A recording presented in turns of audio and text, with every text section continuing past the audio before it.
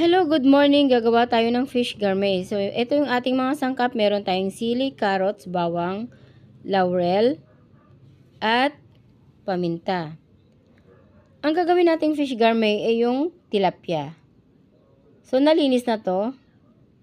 Ito na yung aking naprito na tilapia. Ito yung ating sisimulan. Nagtry nga pala ako ng hipon. Naprito ko na rin ito. So, slice natin ito ng 2 piraso. Saka natin balatan ng mild lang yung ating carrots. Ang ginamit kong oil is corn oil. Yan. Saka natin iprito ng konti yung ating bawang. At ilagay na natin yung carrots. Nilagay ko na rin yung sili. Ayan. Saka natin ilagay yung laurel.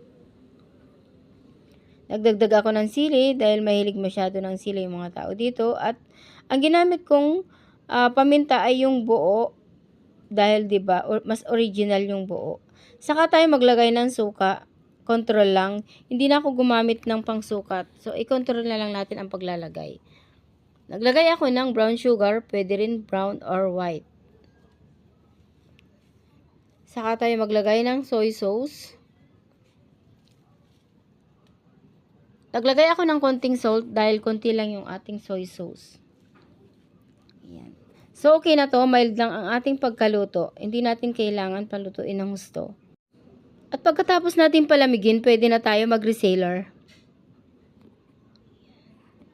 Inuna ko itong hipon. So, tikman na natin. Thank you for watching. Huwag mong kalimutan mag-like, share, and subscribe sa aking channel para lagi kayong updated.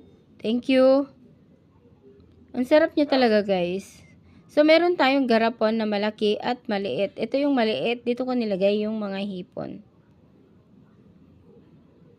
Ito naman yung tilapia. So, tinanggalan ko ng buto yung iba hindi. Buo lang siya na isda. Ito yung buong isda.